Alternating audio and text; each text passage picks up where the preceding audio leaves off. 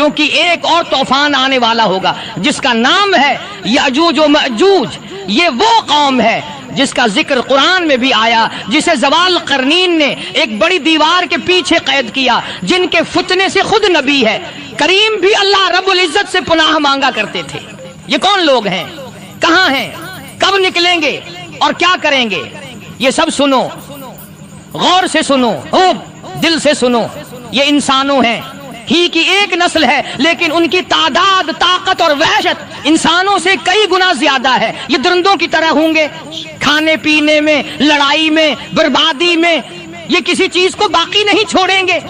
حدیث میں آتا ہے یہ لوگ اتنی بڑی تعداد میں ہوں گے کہ قیامت کے دن ہر 1000 میں سے 999 یاجوج و ماجوج ہوں گے، اور ایک مومن، سوچو کتنے زیادہ ہوں گے یہ۔ زمین ان کے قدموں تلے کانپے گی، آسمان ان کے ظلم سے لرزے گا۔ یہ لوگ ہزاروں سال سے ایک دیوار کے پیچھے قید ہیں۔ زوال قرنین جو ایک نیک بادشاہ تھا، اس نے ان کی ہدایت کی، تباہی سے لوگوں کو بچانے کے لیے آہن اور تانبا پگلا کر ایک دیوار کھڑی کی۔ یہ دیوار اب بھی قائم ہے، مگر یہ لوگ روز اس دیوار کو کھودتے ہیں۔ حدیث میں ہے یہ روز دیوار کو کھودتے ہیں، شام کو تھک کر چھوڑ دیتے ہیں، اگلے دن واپس آتے ہیں تو دیوار پہلے جیسی ملتی ہے، مگر جب اللہ رب العزت چاہے گا تو وہ ایک دن کہیں گے انشاءاللہ کل مکمل کریں گے، اور اگلے ہفتے کے بعد ہمیشہ کے لیے مکمل ہو جائیں گے۔ دن دیوار گری ہوگی، پھر یہ نکل آئیں گے۔ جیسے ہی دیوار گرے گی یہ لوگ ہر طرف پھیل جائیں گے، ندی، نالے، دریا، کھیت، شہر، کچھ باقی نہیں چھوڑیں گے۔ یہ پانی کو اس طرح پی جائیں گے کہ جو بعد میں آئے گا کہے گا کہ یہاں تو کبھی پانی تھا ہی نہیں۔ یہ آسمان کی طرف تیر برسائیں گے، اور جب وہ تیر خون آلود واپس آئیں گے تو کہیں گے ہم نے آسمان والوں کو بھی ختم کر دیا۔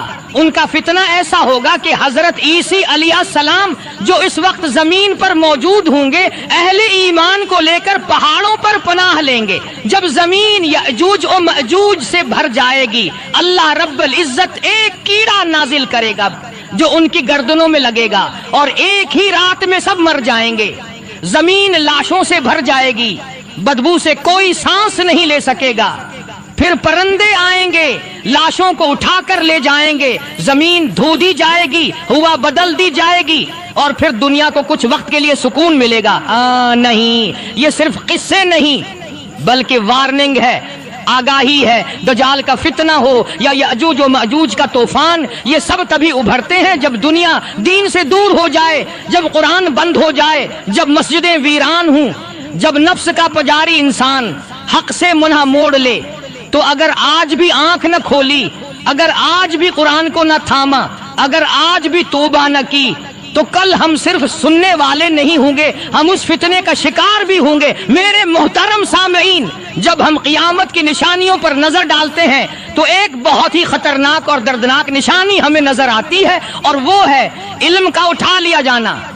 نبی کریم صلی اللہ علیہ وسلم نے ارشاد فرمایا، اللہ تعالی علم کو اس طرح نہیں اٹھائے گا کہ اسے لوگوں کے سینوں سے نکال لے، بلکہ علم کو اس طرح اٹھائے گا کہ علماء کو وفات دیتا جائے گا۔ حقیقت جب کوئی عالم باقی نہیں بچے گا تو لوگ جاہلوں کو اپنا رہنما بنا لیں گے، اور وہ لوگ بغیر علم کے فتوے دیں گے، خود بھی گمراہ ہوں گے اور دوسروں کو بھی گمراہ کریں گے۔ صحیح بخاری۔ سوچو جس امت کے پاس قرآن جیسا نور ہو، جس کے نبی نے علم کو سب سے افضل عبادت فرمایا ہو، جس دین کی پہلی وحی ہی اقرا یعنی پڑھ سے شروع ہو، وہ امتی جب علم سے خالی ہو جائے تو کیا باقی رہ جائے گا؟ آج دیکھو ہم علم والوں سے کٹتے جا رہے ہیں، علماء حق کے پاس بیٹھنے سے گھبراتے ہیں، اور انٹرنیٹ، سوشل میڈیا اور یوٹیوب کے جاہلوں کو شیخ سمجھ لیتے ہیں، فتوے گوگل سے لیے جا رہے ہیں، اور دین کی بات ان لوگوں سے پوچھی جا رہی ہے جنہیں قرآن کی ایک آیت کا بھی مفہوم معلوم نہیں۔ یہ وہ زمانہ ہے جس کی خبر نبی رحمت نے صدیوں پہلے دی تھی کہ ایسا وقت آئے گا کہ علم ختم ہو جائے گا اور جہالت چھا جائے گی۔ یہ علم کی روشنی ہے جو دلوں کو ہدایت دیتی ہے، اور جب یہ چراغ بجھتا ہے تو پھر گمراہی کی تاریکی ہر طرف چھا جاتی ہے۔ آج ہمارا حال یہ ہے کہ دین کا علم لینے والے کم ہو گئے، دین کو سیکھنے کو وقت ضائع سمجھا جانے لگا۔ उलमा पर तान व तशनियां आम हो गई और गमराही का फितना हर जगह सिर चढ़कर बोल रहा है। ये वो जमाना है जिसमें हम जी रहे हैं और यह निशानी हमें झंझोड़ने के लिए काफी है कि अब वक्त है इल्म को थाम लेने का, इल्म वालों के करीब होने का और जहालत से दूर भागने का।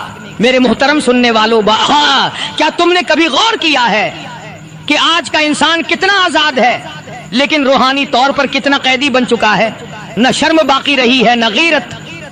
जो चीज कल तक बंद कमरों में छिप कर की जाती थी, आज वही गुनाह फख्र से सोशल मीडिया पर दिखाए जा रहे हैं। ये सब कुछ किसी इत्तेफाक का नतीजा नहीं, ये वही बात है जिसकी खबर नबी करीम ने हमें बहुत पहले दे दी थी। क़यामत इस वक्त तक नहीं आएगी जब तक लोग खल्लम खलाजुना न करने लगेंगे और सबसे बदतरीन लोग उनके आसपास खड़े होकर ये कहेंगे कि काश तुम उसे दीवार के पीछे कर लेते। बेचे मुसनद अहमद, ये कैसा जमाना आ चुका है जिसमें लड़कियां बेहयाई को फैशन कहती हैं, लड़के गुनाह को आजादी समझते हैं और वालिदीन अपनी औलाद के हाथ में ऐसा मोबाइल दे देते हैं जिससे जहन्नम का दरवाजा खुलता है और फिर अफसोस भी नहीं करते। आज इंटरनेट, फिल्में, ड्रामे, गाने, ये सब बेहयाई के हथियार बन चुके हैं। ना नजरें बचती हैं, ना दिल बचते हैं। घर के अंदर शैतान घुस चुका है और हम समझते हैं कि सब कुछ ठीक है। ये वो जमाना है जिसमें लिबास छोटा और गुनाह बड़ा हो चुका है। जब तुम में शर्म बाकी न रहे तो जो चाहो करो, ये नबी करीम का वाज़े फरमान है। जब बेहयाई एक कौम में आम हो जाए तो फिर इस कौम की तबाही यकीनी होती है। फिर न इज्जत महफूज रहती है, न नस्लें, न घरेलू सुकून, न दिलों का चीन। और यही सब कुछ तो आज हो रहा है। ये फहाशी और बेहयाई ये किसी फर्द का जाती गुनाह नहीं रहा, ये अब मुआशरे का इज्तिमाई मरज बन चुका है। मेरे मोहतरम साथियों, क्या तुमने गौर किया है कि हमारी घरों की फजा में वो बरकत, वो सुकून, वो मोहब्बत कहाँ चली गई है? क्यों आज माँ बाप की आंखें हमेशा नम रहती हैं? क्यों उनके दिल टूटे हुए होते हैं? क्योंकि आज का बेटा अपने बाप की बात पर नाक चढ़ाता है, माँ की जबान को काटता है और समझता है कि वो आजाद है। याद रखो, नबी करीम ने फरमाया, जब औलाद अपनी माँ की नाफरमानी करेगी, अपने दोस्त को करीब करेगी और अपने बाप को दूर धकेल देगी तो वो वक्त करीब आ जाएगा जब जमीन पर जलजले आएंगे। तिरमिज़ी शरीफ। आज यही तो हो रहा है। बच्चे माँ बाप को बोझ समझते हैं, बुजुर्ग वालिदीन को ओल्ड हाउस में छोड़ दिया जाता है, बाप की इज्जत पैसों से तोली जाती है, माँ की दुआएं चीजों से बदल दी जाती हैं। क्या ये तरक्की है? नहीं, ये वो जवाल है जिसने खानदानी निजाम को अंदर से खोखला कर दिया है। क्या हमने कभी सोचा कि हमारी कामयाबियां, हमारी सेहत, हमारी रोजी, ये सब कुछ उन्हीं माँ बाप की दुआ से था? लेकिन जब माँ के दिल से आ निकलती है और बाप की आंखों से खामोशी में आंसू बहते हैं तो समझ लो तुम्हारी जिंदगी से बरकत उठा ली गई है। याद रखो, माँ के कदमों तले जन्नत है और बाप की रिजा में रब की रिजा है। अगर हमने अपने वालिदीन के चेहरों पर खुशी न लौटाई तो दुनिया भी जाएगी और आखिरत भी बर्बाद हो जाएगी। ये खानदानी निजाम, ये माँ बाप की अजमत, यही वो बुनियाद है जिस पर एक अम्मत की तरक्की, रहमत और बका खड़ी होती है। और अगर ये टूट जाए तो फिर कुछ भी बाकी नहीं रहता। मेरे भाइयों, कभी तुमने गौर किया है कि आज के जमाने में सच बोलना एक जुर्म बन चुका है और झूठ बोलने वाले लोग इज्जत के तख्त पर बैठे हैं? नबी करीम ने फरमाया, क़यामत के करीब झूठ इतना आम हो जाएगा कि झूठा शख्स सच्चा समझा जाएगा और सच्चा शख्स झूठा समझा जाएगा। मुसनद अहमद। आज यही हो रहा है। जो इंसान दियांतदारी से बात करे उसे लोग सीधा बेवकूफ और नाकाम कहकर हंसी उड़ाते हैं, और जो झूठ घड़कर साजिशें करके धोखा देकर आगे निकले उसे लोग स्मार्ट, कामयाब और बासर मान लेते हैं। ये कैसी उल्टी दुनिया है? आज मीडिया झूठ को सच बनाकर पेश करता है। सोशल मीडिया पर झूठे दावे, जाली शख्सियात, झूठे वाकयात को फॉलो और शेयर किया जाता है। सियासत में, कारोबार में, ताल्लुकात में झूठ मामूल बन चुका है और नतीजा एतमाद खत्म हो चुका है, रिश्ते टूट चुके हैं, दिलों में नफरतें और शक भर चुके हैं। ये सिर्फ दुनिया का नुकसान नहीं, ये तो क़यामत की निशानी है। और याद रखो, नबी करीम ने फरमाया, जब तुम देखो कि लोगों में झूठ आम हो जाए اور سچ بولنے والے دب جائیں تو سمجھ لو کہ قیامت قریب ہے۔ آج دیانتدار لوگ کنارے لگا دیے گئے ہیں، ان کی کوئی بات نہیں سنتا، ان کی سچائی گواہی بن کر رہ جاتی ہے لیکن کوئی اسے تسلیم نہیں کرتا، جبکہ جھوٹا، فتنہ پرور، مکار اور چالاک شخص لوگوں کے دلوں پر راج کرتا ہے۔ میرے ساتھیو، یہ وہ دور ہے جس میں سچ بولنا جہاد بن چکا ہے اور جھوٹ بولنا فائدہ کا سودا کہلاتا ہے۔ لیکن یاد رکھو، دنیا کے اس جھوٹے فائدے کے پیچھے آخرت کا بہت بڑا نقصان چھپا ہوا ہے۔ اگر ہم نے سچائی کو زندہ نہ رکھا تو ہماری آنے والی نسلیں اندھیرے میں بھٹکتی رہیں گی۔ لہٰذا آج اگر تم سچ بول رہے ہو تو ڈرتے رہو، کیونکہ یہی وہ راستہ ہے جو رب کی رضا، نبی کی سنت اور جنت کی طرف لے جاتا ہے۔ اب ہم ایک اور انتہائی خطرناک اور پراسر قیامت کی نشانی کی طرف آتے ہیں، جس نے آج کے دور میں ہماری نسلوں کو جکڑ لیا ہے، ہمارے گھروں میں، ہماری جیبوں میں اور ہمارے کانوں میں اتر کر ہمارے دلوں سے اللہ رب العزت کا نور چھین لیا ہے۔ موسیقی، ناچ گانا اور شراب کا پھیلاؤ۔ رسول اکرم نے فرمایا، میری امت میں کچھ لوگ ایسے ہوں گے جو شراب پئیں گے مگر اسے دوسرا نام دیں گے اور موسیقی کے آلات بجائیں گے اور گانے والی عورتیں رکھیں گے۔ ذرا غور کرو، یہ حدیث آج ہم پر حرف بے حرف صادق آ رہی ہے۔ شراب آج بھی پی جا رہی ہے لیکن لوگ اسے اوائن، اڈرنک، چلڈرنک جیسے خوبصورت ناموں سے یاد کرتے ہیں۔ گانے آج کھلے عام بجتے ہیں اور موسیقی کو آرٹ اور فن کا نام دے کر حلال کرنے کی کوشش کی جا رہی ہے۔ ناچ گانا تفریح سمجھا جا رہا ہے، جبکہ یہی وہ زہر ہے جو ہمارے دل سے خشیت الہی اور ایمان کا نور چھین لیتا ہے۔ میرے عزیز بھائیوں، کبھی غور کیا ہے، جو شخص دن رات گانے سنتا ہے، جو ناچ گانے میں ڈوبا رہتا ہے، اس کے دل میں نہ نماز کی لذت رہتی ہے، نہ قرآن کی محبت، نہ آخرت کا خوف۔ کیوں؟ کیونکہ رسول ہے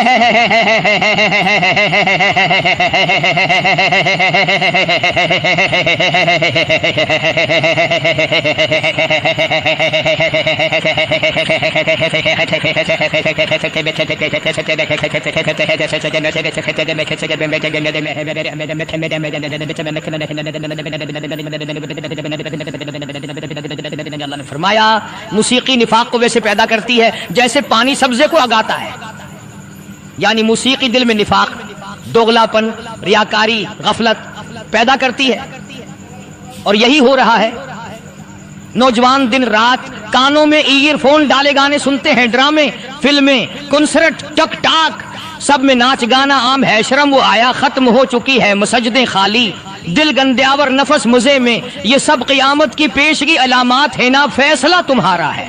کیا تم چاہتے ہو کہ تمہارے دل سے ایمان کا نور نکل جائے؟ کیا تم چاہتے ہو کہ آخرت کی رسوائی تمہارا مقدر بنے؟ اگر نہیں تو آج سے، ابھی سے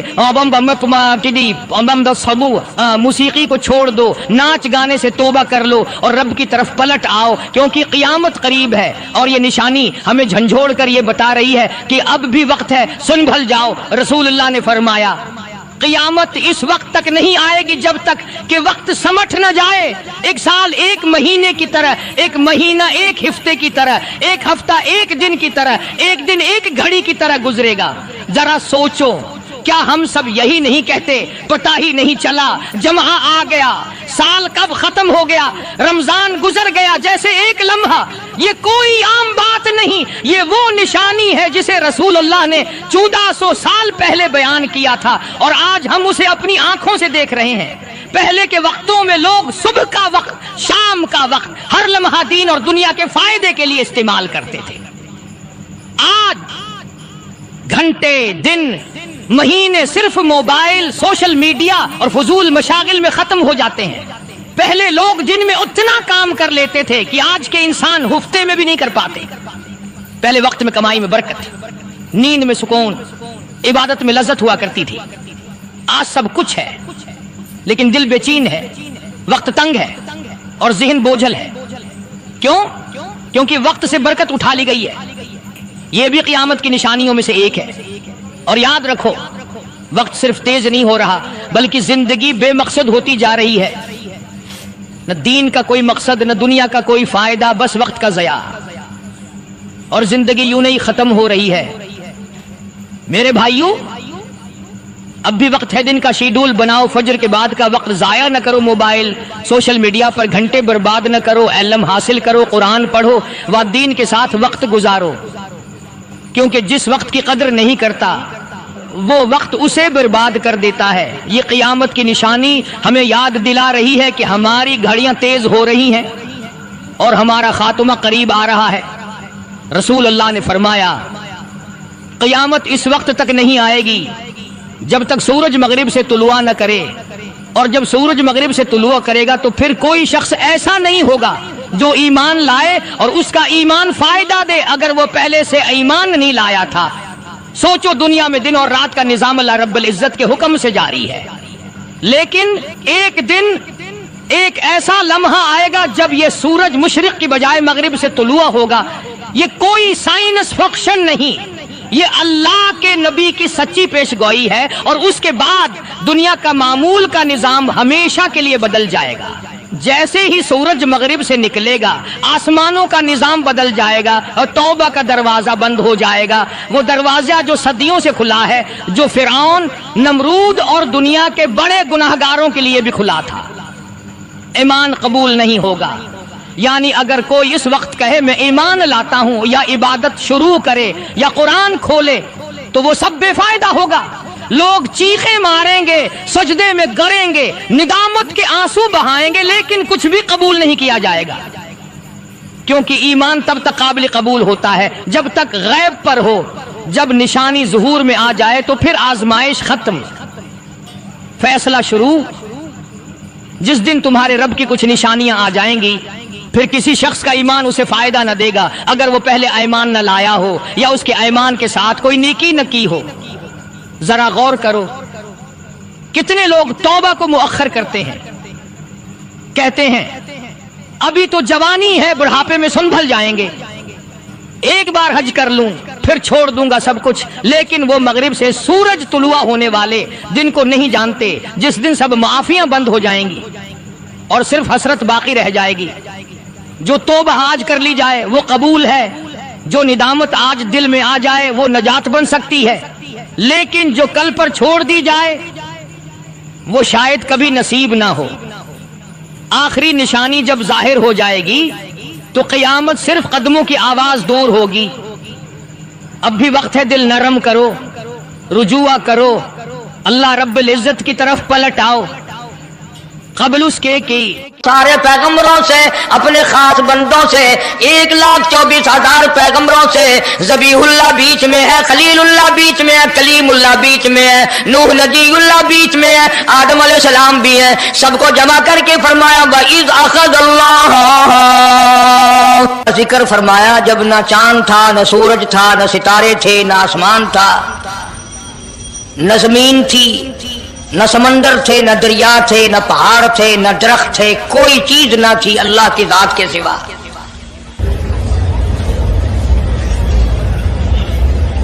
یعنی حق سبحانہ و تعالی و تقدس نے اس وقت کا ذکر خیر فرمایا جب خالق کائنات نے دنیا بنائی نہ تھی، اس کے علم میں سب کچھ تھا، عالم ارواح میں سب کچھ تھا، چرندہ پرندہ درندہ، اچھی ماڑی چیز کوئی بھی ابھی نہیں بنی تھی۔ مالک کائنات نے حضور کریم صلی اللہ علیہ وسلم کی شان کی بلندی فرمانے کے بیان فرمانے کے لیے ظاہر کوئی رسول نہیں ہوا تھا، کوئی نبی نہیں آیا تھا، 1,24,000 انبیاء کرام کی روحوں کو اللہ پاک نے جمع فرمایا۔ آدم علیہ السلام سے لے کر محمد عربی صلی اللہ علیہ وسلم تک تمام انبیاء علیہ السلام کی روحوں کو جمع فرمایا، ایک جلسہ فرمایا۔ اس جلسے کی شان کا کیا کہنا، جس جلسے کی صدارت خود خدا نے کی ہو، اللہ رب العالمین جلسے کا خود صدر بنا ہو۔ اس جلسے کا کیا کہنا جس کے سامعین اور جلسے میں شریک ہونے والے شرکاء موسیٰ علیہ السلام ہوں، ابراہیم علیہ السلام ہوں، नूह अलैहिस्सलाम हो, आदम अलैहिस्सलाम हो, ईसा अलैहिस्सलाम हो, मोहम्मद अरबी सल्लल्लाहु अलैहि वसल्लम हो, सारे रसूल, सारे नबी, सारे पैगंबर जिस इजलास में इकट्ठे हों, क्या कहना उस इजलास का।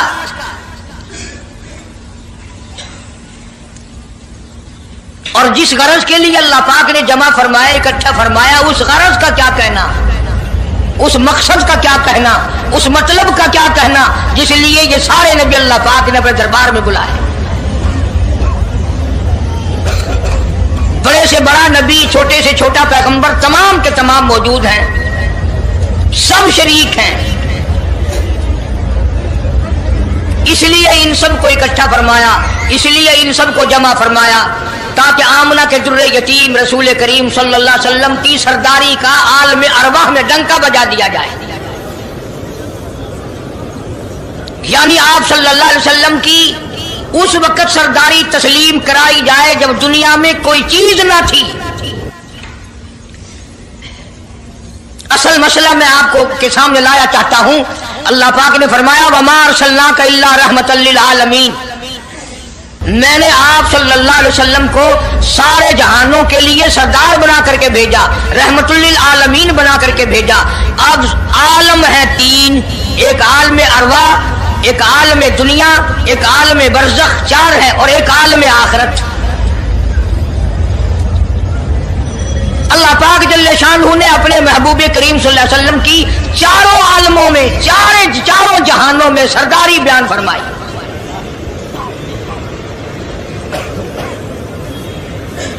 फिर भी अगर लोग कहें कि ये लोग हुजूर करीम सल्लल्लाहु अलैहि वसल्लम को नहीं मानते, और यूं कहो हम नबी को मानते हैं, तुझे नहीं मानते, तेरी रसूमात को नहीं मानते, तेरी खुराफात को नहीं मानते, तेरी बकवास को नहीं मानते।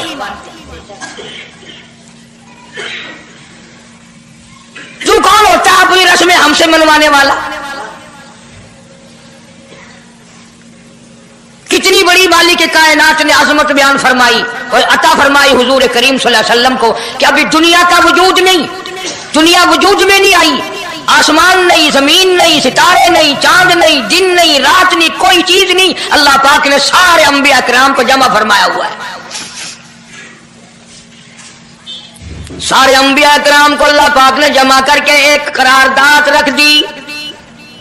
सारे पैगंबरों से, अपने खास बंदों से, 1,24,000 पैगंबरों से, ज़बीहुल्लाह बीच में है, खलीलुल्लाह बीच में है, कलीमुल्लाह बीच में है, नूह नजीउल्लाह बीच में है, आदम अलैहिस्सलाम भी है। सबको जमा करके फरमाया वइज़ अख़ज़ल्लाह,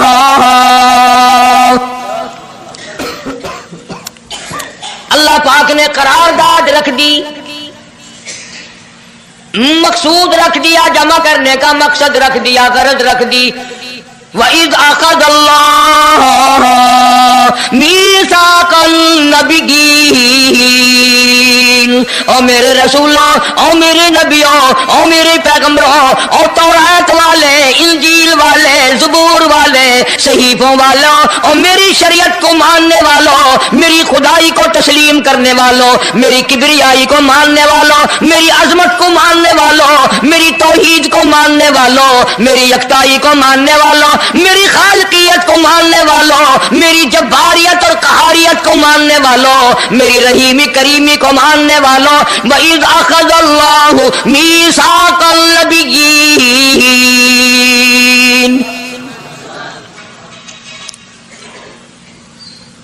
मैं आज तुमसे एक इकरार लिया चाहता हूं, एक मैंने दस्तावेज तुम्हारे सामने रख दी, मैं तुम सबसे दस्तखत कराना चाहता हूं, एक महजरनामा तुम्हारे सामने रख दिया, एक दस्तावेज तुम्हारे सामने रख दी, मैंने करारदाद पेश की, तुम इसकी तायीद करो। मतलब ये नहीं, अगर तायीद नहीं करोगे तो ये करारदाद नहीं चलेगी या ये दस्तावेज नहीं चलेगी, ये बात नहीं। अल्लाह पाक का तो सब कुछ चलता है। फरमाया इज़ा क़ज़ा अमरन फइन्नमा यक़ूलु लहू कुन फयकून।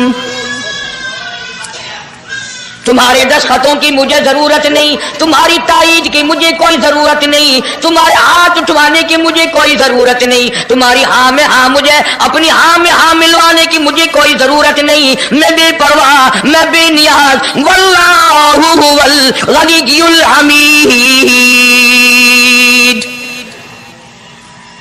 मुझे तो कोई जरूरत नहीं, نہ میں نبیوں کا محتاج، نہ میں رسولوں کا محتاج، نہ میں پیغمبروں کا محتاج، نہ میں کسی کا میں محتاج نہیں، اس معاملے میں مجھے محتاجی کوئی نہیں، صرف قیامت تک کے لوگوں کو شان مصطفی بتانا چاہتا ہوں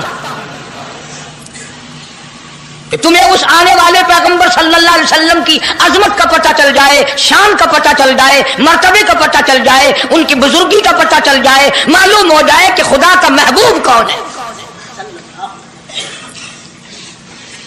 ورنہ اللہ کے ساتھ بے نیاز ہے، اسے کون سی قرارداد پہ تائید کرانے کی، اس نے کسی حکومت کو تھوڑے بھیجنا ہے۔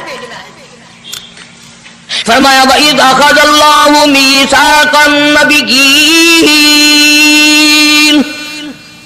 میرے نبیوں، میرے رسولوں، میرے پیغمبروں، میری نبوت کا تاج اوڑھنے والوں، میری شریعت کو تسلیم کرنے والوں، میری توحید کا ڈنکا بجانے والوں، اور نوح علیہ السلام تو ہزاروں سال میری توحید کا ڈنکا بجائے گا، پتھر بھی کھائے گا، زخم بھی کھائے گا، مار بھی کھائے گا۔ اے صالح علیہ السلام، اے یوسف علیہ السلام، تم بڑے بڑے درد اٹھاؤ گے، بڑے بڑے دکھ اٹھاؤ گے میری توحید کی وجہ سے، لیکن ساتھ ساتھ میں تمہیں بتانا چاہتا ہوں جہاں میری خدائی کا ڈنکا بجاؤ گے وہاں میرے محبوب کی مصطفی کا ڈنکا بھی بجاؤ گے۔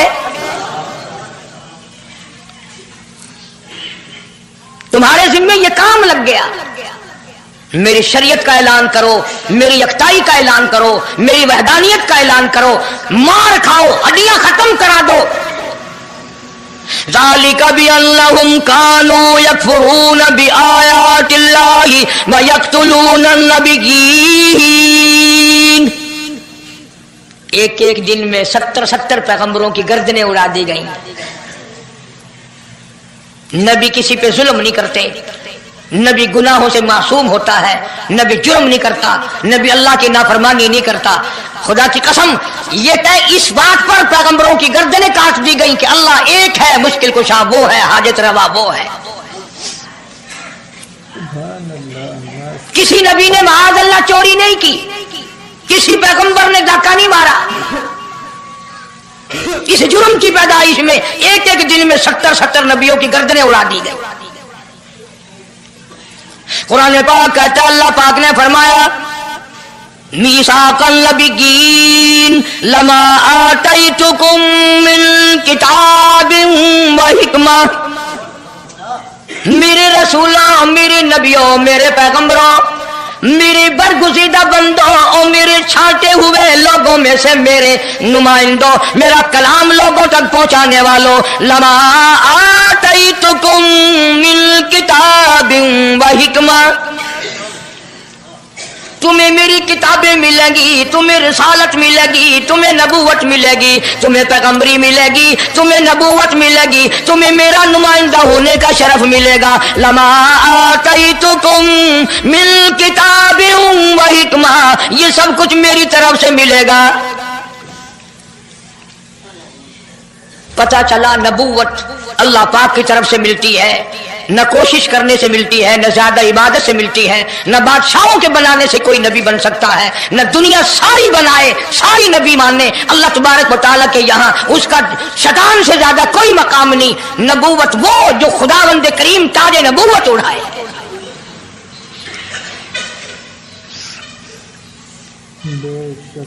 اندازہ لگاؤ، بڑے دکھ کی بات ہے، ذرا کلیجے پہ ہاتھ رکھ کے سوچو، جس نبی کا رات دن کلمہ پڑھتے ہو، جس نبی کے امتی بنے پھرتے ہو، جس نبی کی شفاعت کی امید لیے بیٹھے ہو، جس نبی کے غم گسار ہونے کی امید لیے بیٹھے ہو، اس نبی کے بعد کسی اور بدبخت کو نبی ماننا یہ نعوذ باللہ کالی کملی والے کی ختم نبوت کی توہین نہیں؟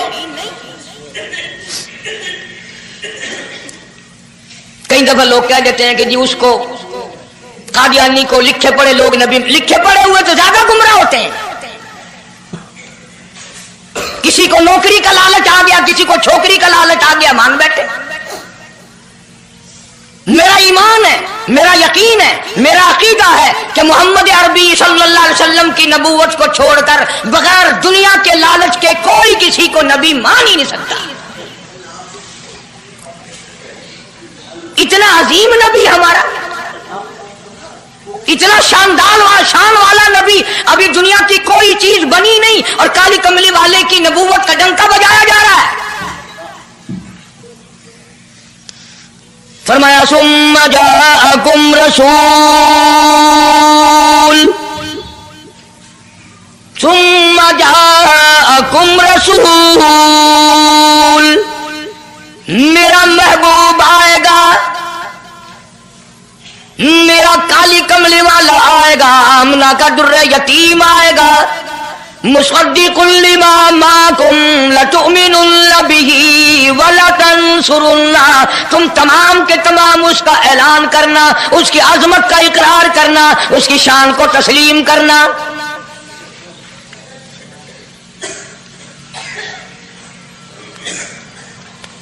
کیا ماننے والے نبی اور پیغمبر اور رسول ہوں اور منوانے والا خدا ہو؟ کون انکار کر سکتا ہے؟ لیکن بات کو پکا کرنے کے لیے کبھی قرآن کریم کا ترجمہ بھی پڑھ لیا کرو، خدا تمہیں قرآن نصیب فرمائے۔ مسجدوں میں، گلیوں میں، بازاروں میں جو بکواس کر دے تم اسی کو تسلیم کر لیتے ہو، اس وجہ سے کہ تم دین کا علم نہیں سیکھتے، قرآن کریم کا ترجمہ نہیں پڑھتے، محمد عربی صلی اللہ علیہ وسلم کی حدیث پاک نہیں پڑھتے، ورنہ ایسا کبھی نہ ہو۔ اللہ میاں نے فرما دیا، نبیوں نے مان لیا، بس بات ختم ہو جانی چاہیے تھی۔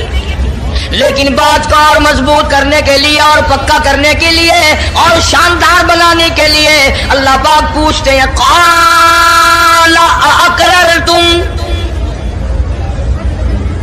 اے کاش تم عربی جانتے، قرآن سمجھتے، خدا کی قسم کلیجہ پھٹ جاتا۔ اور خدا پوچھتا ہے قال اقررتم، کیا تم نے میرے محبوب کی مصطفائی کا اقرار کر لیا؟ کیا تم نے اقرار کر لیا؟ قالوا اقررنا، سارے نبیوں کی روحوں نے کہہ دیا رب العالمین ہم سب نے اقرار کر لیا، مان لیا۔ اب تو بات ختم ہو جانی چاہیے تھی، لیکن اب بھی فرمایا قال فاشهدوا وانا معكم من الشاهدين، میں بھی اس دستاویز پہ گواہ ہوں، تم بھی گواہ رہنا، میں خدا نے تمہیں یہ سب کچھ بتا دیا کہ مجھے اپنی کبریائی کی قسم اگر میں اپنے محبوب کو نہ بناتا یہ دنیا ہی نہ بناتا۔ انبیاء نہ ہوتے، رسول نہ ہوتے، چاند نہ ہوتا، سورج نہ ہوتا، آسمان نہ ہوتے، چاند ستارے نہ ہوتے، یہ دن رات نہ ہوتے، یہ کائنات نہ بستی، اللہ پاک نے سارے نبیوں کو جمع کر کے دستاویز پہ دستخط کرا کے یہ ثابت کر دیا کہ یہ ساری کائنات کالے کملے والے کا صدقہ ہے۔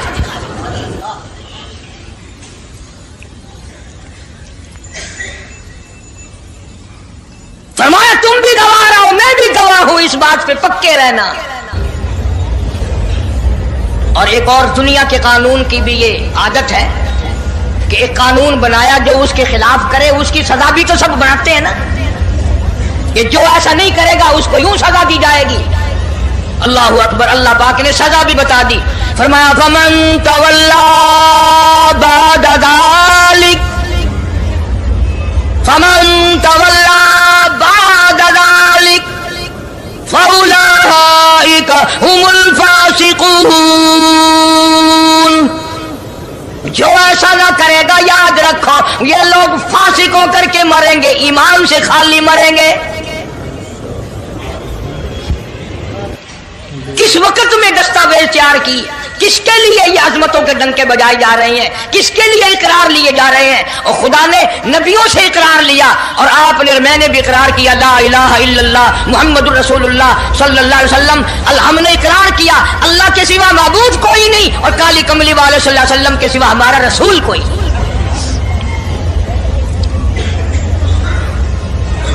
روزانہ اقرار کرتے ہیں ہم اللہ کی وحدانیت کے سوا کسی کو نہیں مانیں گے، اور نبی پاک صلی اللہ علیہ وسلم نے جو فرما دیا ہم اس کی پابندی کریں گے۔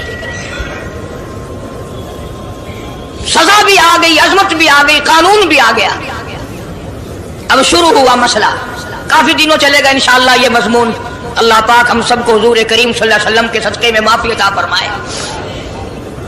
اب چلا ہے ذرا سلسلہ، دنیا بن گئی، آسمان زمین بن گئے، انسان نہیں ابھی آیا دنیا میں، سب سے پہلا انسان، سب سے پہلا آدمی سیدنا آدم علیہ الصلوۃ والسلام تشریف لائے. اللہ پاک نے بغیر ماں باپ کے پیدا فرمایا.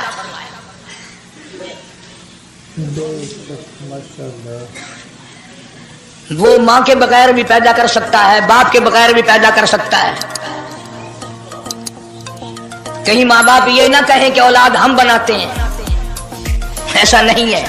اس نے اپنی قدرت کا نمونہ پہلے دکھا دیا. سیدنا آدم علیہ الصلوۃ والسلام کو اللہ پاک نے جنت میں داخلہ عطا فرمایا. جنت میں عمر بسر ہوئی. جنت الفردوس میں رہتے تھے آدم علیہ الصلوۃ والسلام. دنیا میں بھیج دیے گئے، بسانا تھا دنیا کو. آخری وقت آیا آدم علیہ السلام کا.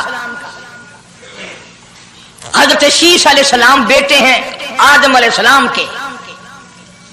آخری وقت میں حضرت آدم علیہ السلام نے ان کو بلایا اور فرمایا میرے بیٹے میری ایک وصیت قبول کر، میری ایک وصیت سن، میری آخری بات سن. جی ابا فرماؤ. فرمایا جب بھی کوئی مشکل وقت آئے، جب بھی کوئی مصیبت آئے، جب بھی کوئی پریشانی آئے، اللہ پاک سے مانگنا، اس کے دربار میں جھولی پھیلانا، اس کے سامنے دامن پھیلانا، اس کے دروازے پہ گدا گری کرنا، اس کے دروازے پہ اپنے سر کو جھکانا. اور جب کوئی مصیبت آئے دعا مانگنا اس مالک کائنات سے. لیکن دعا سے پہلے محمد کریم صلی اللہ علیہ وسلم کی ذات پاک پہ درود پاک پڑھنا.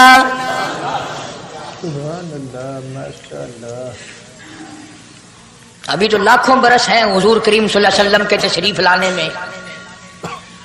حضرت شیش علیہ السلام نے فوراً پوچھا میرے ابا ابو البشر آپ ہیں، انسانیت کے ابا آپ ہیں، سارے جہان کے سردار آپ ہیں. اللہ پاک نے انسانیت کا سلسلہ آپ سے شروع فرمایا. یہ درود پاک کس کے نام پہ پڑھوا رہے ہو، یہ کون ہے؟ فرمایا بیٹا میں جنت میں رہ کے آیا، بڑا وقت گزار کے آیا. میں نے جنت میں رہائش رکھی. میں نے جنت میں سونے چاندی کی اینٹوں پہ، سرخ یاقوت کے مکانوں کے دروازوں پہ، اور سبز یاقوت کے مکانوں پہ، اور مشک و عنبر زعفران کے بنے ہوئے محلات کے دروازوں پہ، اور جنت کی ایک ایک نہر پہ، اور جنت کے درختوں کے ایک ایک پتے پہ میں نے کالی کملی والے کا نام دیکھا ہے صلی اللہ علیہ وسلم. اس لیے میں نے کہا ہے کہ درود پاک پڑھنا. اس سے بھی تھوڑے سے اور پیچھے چلو تاکہ ذہن میں بات پختہ بیٹھ جائے اور تم اپنے حلقے میں، اپنی گلیوں میں، اپنے محلے میں جا کر کے یہ کہہ سکو کہ قاری علی پیغمبر خدا صلی اللہ علیہ وسلم کو کیا مانتا ہے، کتنا بڑا مانتا ہے، کس حیثیت سے مانتا ہے، پتہ تو چلے. یہ تو میں نے آخری وقت کی بات کر دی، یاد رکھنا اسے بھی. اور پیچھے چلو. جناب آدم علیہ الصلوۃ والسلام ہیں تو جنت میں، لیکن اکیلے ہیں. اکیلے ہیں.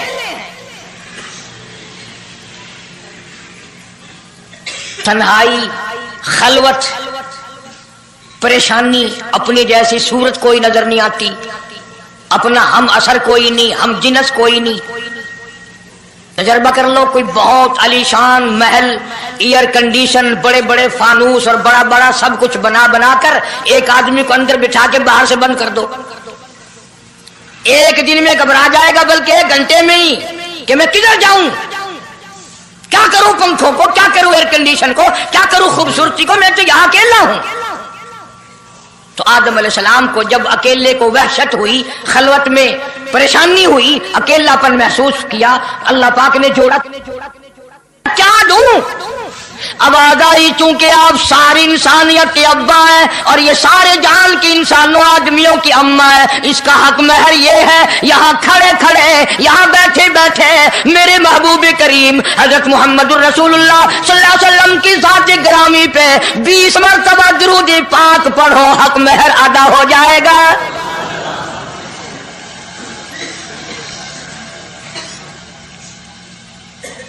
ذرا اندازہ تو لگاؤ یہ کس وقت میں عظمتیں بیان کرائی جا رہی ہیں.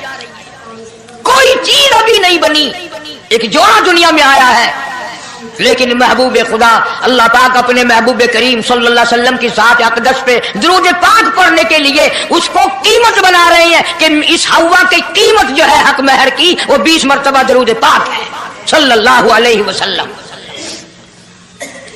اور یہی وجہ ہے گو مضمون آگے چل کر آئے گا کہ اللہ پاک نے قرآن کریم میں یہ کہیں نہیں فرمایا کہ میں بھی نماز پڑھتا ہوں تم بھی نماز پڑھو، میں بھی روزہ رکھتا ہوں تم بھی روزے رکھو، میں بھی زکات دیتا ہوں تم بھی زکات دو، میں بھی حج کرتا ہوں تم بھی حج کرو، میں بھی یوں کرتا ہوں. صرف ایک عبادت ایسی اور ایک کام ایسا اللہ پاک نے اعلان کر دیا، فرمایا ان اللہ و ملائکتہ، میں خدا اور میرے سارے فرشتے یصلون علی النبی، محبوب کریم صلی اللہ علیہ وسلم کی ذات پہ اور لوگوں میں بھی درود بھیجتا ہوں، جبریل بھی بھیجتا ہے، سارے فرشتے بھیجتے ہیں، تم بھی درود بھیجتے رہنا. یعنی درود شریف پڑھنا ایسی عبادت ہے کہ خدا بھی ہمارے ساتھ اس میں شامل ہے، فرشتے شامل ہیں. اب یہ مضمون نہیں لیکن بات چل رہی ہے.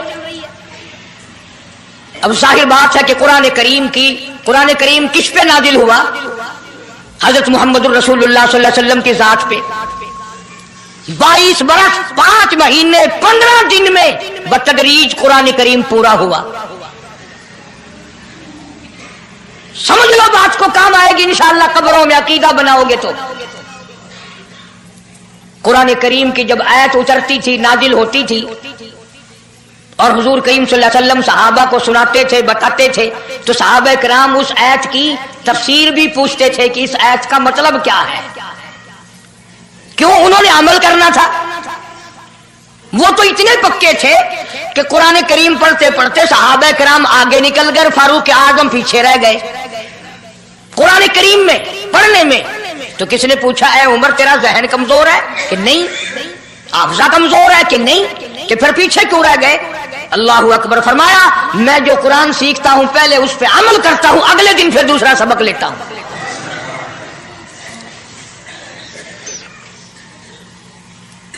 نماز کی آیت آئی تو صحابہ کرام کو حضور کریم صلی اللہ علیہ وسلم نے نماز پڑھا کے دکھایا کہ رکوع یوں کرنا.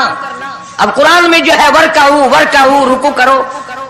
اگر حضور صلی اللہ علیہ وسلم رکوع کر کے نہ دکھلاتے تو کیا پتا چلتا کہ رکوع کسے کہتے ہیں اور کس طرح ہو. سبحان ربی العظیم پڑھیں، ہاتھ کہاں رکھیں، نگاہ کہاں ہونی چاہیے، پیر کس طرح ہونے چاہیے، کمر کس طرح ہونی چاہیے، سر کس طرح ہونا چاہیے، یہ کیسے پتا چلتا؟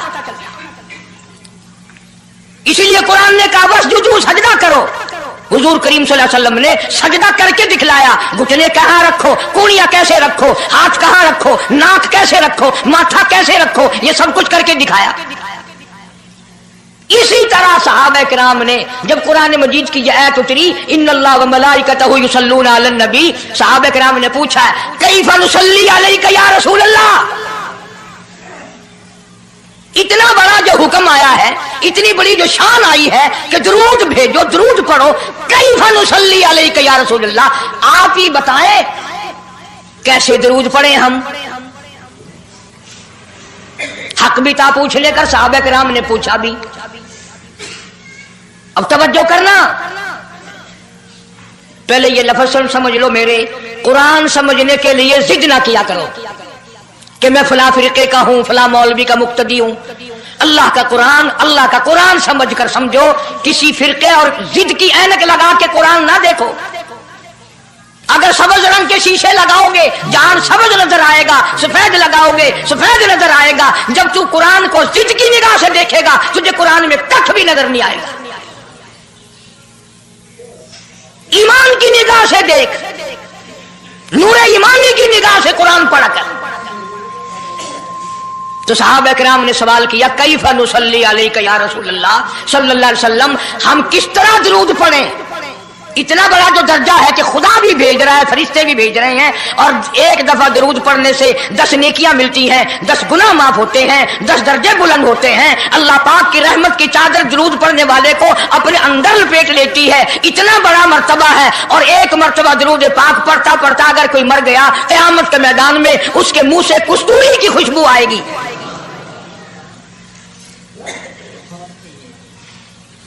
اتنے بڑے ثواب کی چیز، اتنے بڑے درجے کی چیز خود سکھاؤ، خود بتاؤ کیسے ہے۔